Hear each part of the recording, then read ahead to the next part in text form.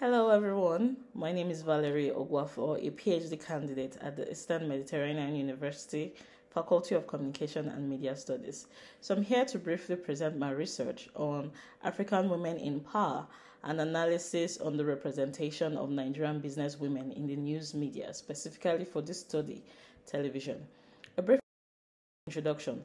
The business industry is populated by men all over the world, and to some of them, they are seen calling shots, they are seen owning chains of businesses, they are seen making decisions when it comes to the economic and the financial sector of a particular country or a given country. And so it is quite difficult, or it is quite rare, to find a woman who will do the same thing as her male counterparts without the assumption that one way or the other a man has to be involved or a man was involved. Now, apart from the media function to provide, entertain, and inform the audience or the masses, the media has grown to become a powerful tool for perception production. That is, the media has the power to imprint perception on the minds of individuals. Now, the media is a reflection of the society, and it is also believed that the media reproduces what is seen in the society. I take this to mean that the media sometimes reproduces ideologies that are already existing in the society, and these ideologies can come from stereotype or can come from social or societal construct. Studies have also shown that when it comes to women in the media, there is every tendency that the media would only produce what we see in the society or what is found in that society. And when this is done, we find out that it has to involve one way or the other stereotyping or societal construct of a woman. Now, this brings us to see that there is a direct nexus between stereotype and representation in the media. A problem statement of this research is that, one, there are certain factors that would restrain a woman from going into business, let alone succeeding in it. One of these major factors has to do with patriarchy. Now, in a country like Nigeria, the country or the society is highly patriarchal. And because of this, you find out that women are rarely seen nor heard, and the men in the society dictate what their wives, what their sons, what their daughters do and cannot do in the society. Also, the business in Nigeria is traditionally reserved for men. That we can see this, that even as a male child, the male child is groomed to learn the tricks and trade of the business, leaving no room for the female child to learn anything while growing up. The female child tends to learn how to take care of the house, how to clean, how to cook, and basically a societal construct that has restricted a girl child from achieving as much as her male counterparts. A woman in business is, however, treated very differently from her male counterpart. She is always judged by certain factors or attributes, and in most cases, these factors and attributes range from her sexuality to her physical appearance to womanhood and motherhood. What makes for news might not be necessarily her succeeding in business. What makes for news is how she can juggle her job as well as keeping her family or as well as raising children. Women are constantly being portrayed in the media with generic frames with this ideology, and in a typical patriarchal setting, women are often seen and not heard. So this makes it really difficult to find a woman who enters into the business and then succeeds in it. The media, we can say, is gendered. Rosalind Guild also affirms that the media operates in producing meanings that is of dominant ideology. The media wouldn't produce something that is rarely found in the media. Instead, it would only reinforce the existing ideologies that is in the society. There are also the issues of sexualizing women and what have you. So with this, we can say that the media, one way or the other, is gendered, and it is specifically designed to either favor the male or either favor the men or those people who call shots in the society.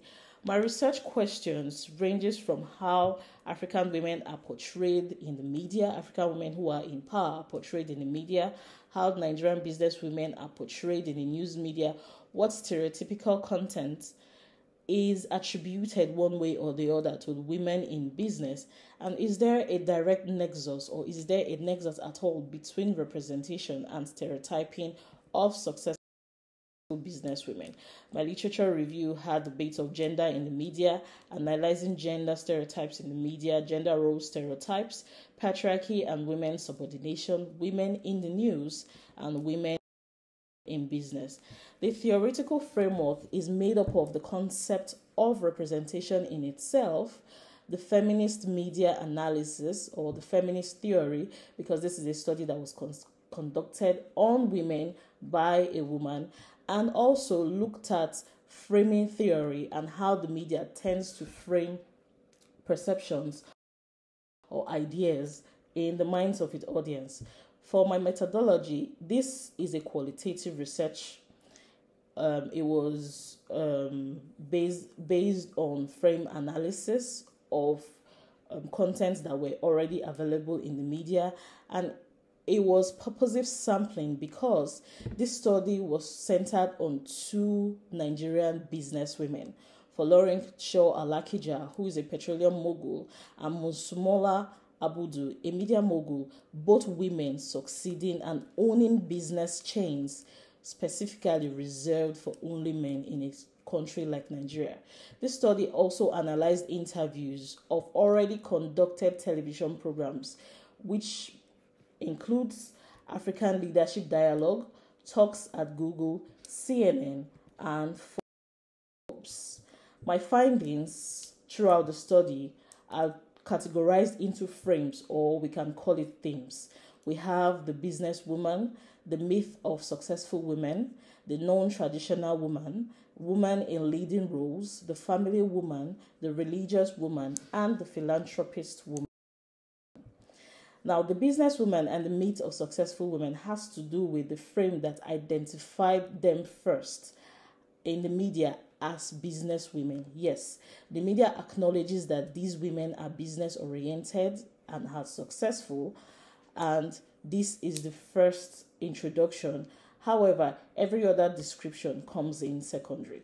The myth of business women in this study cuts across every misconception that had to do with women in the patriarchy society, such as women aren't allowed to lead, women are such that they aren't built strong, they are not genetically or biologically built strong, women cannot negotiate, and if women cannot negotiate, then how can they go into business? However, studies have been carried out that only 25% of men are successful in negotiating businesses, but this is based on the fact that women are most likely to stand their grounds when it comes to decision making. The non-traditional woman and woman in leading roles. Women generally do not indulge in anything concerning career advancement, but these two women have been able to break through the barriers and have succeeded in business one way or the other. The television interviewers acknowledge this, and they also describe them as the non-traditional woman who would have wanted to sit at home, take care of the kids, and not do anything otherwise. A woman can also partake in decision making in Nigeria because these two women, who are our case studies, make choices when it comes to social, political, and the economic aspect of the country. This is why we call them strong, or this is why we call them women who are important or women who are in power. The family woman and the religious women. Now, for a lot of people or for a lot of women, a higher emphasis is placed on being called a mother than having economic success. For both women, they have broken the barriers of this, and even though they have, the media still tries to reproduce the ideology that it is difficult to balance work and also balance family at the same time. And the interviewers, they seize no opportunity in asking questions that are ranging from what are the challenges they face as women in business and how do they juggle their home with their careers. The religious frame has to do with already existing stereotype that the average Nigerian woman is religious. This is seen as both the interviewer and the interviewee, or these women, are acknowledging and giving reference of their success to whatever God they serve, whatever God they worship. The philanthropist woman has to do with the fact that before you can be successful, you should have in one way or the other provided care to either your primary home or your secondary home.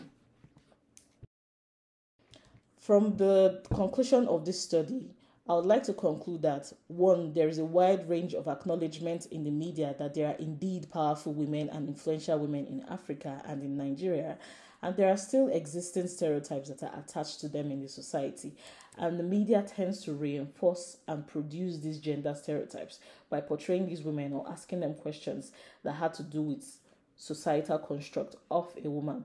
There is also a direct nexus between stereotyping of women and how they are portrayed in the media, because the issue is not just being a woman who is powerful, but the media keeps on representing them as, yes, they are weaker, and yes, it is difficult for them to have succeeded one way or the other without their husbands or their fathers.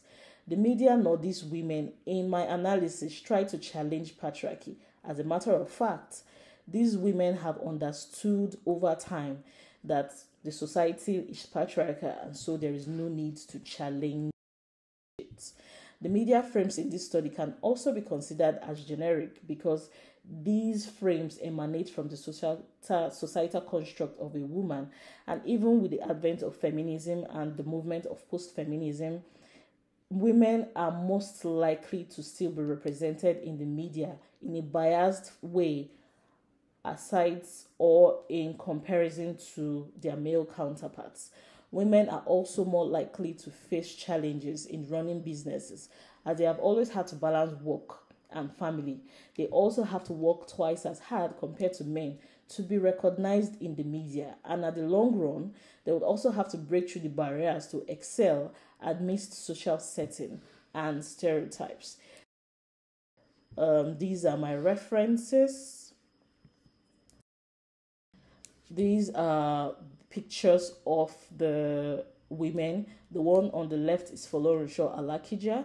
She was once named the richest woman in Africa one time on sitting Oprah Winfrey in 2014. And Mosumola Abudu is one and the only woman that owns a very big media conglomerate in Nigeria and is succeeding in a business that is specifically reserved for men to succeed in. Thank you for listening. If you have any questions, be sure to email me. I have my email in the cover page. Be sure to send me a message one way or the other. Thank you so much for listening. I hope you understand and I hope you enjoyed this session. Bye.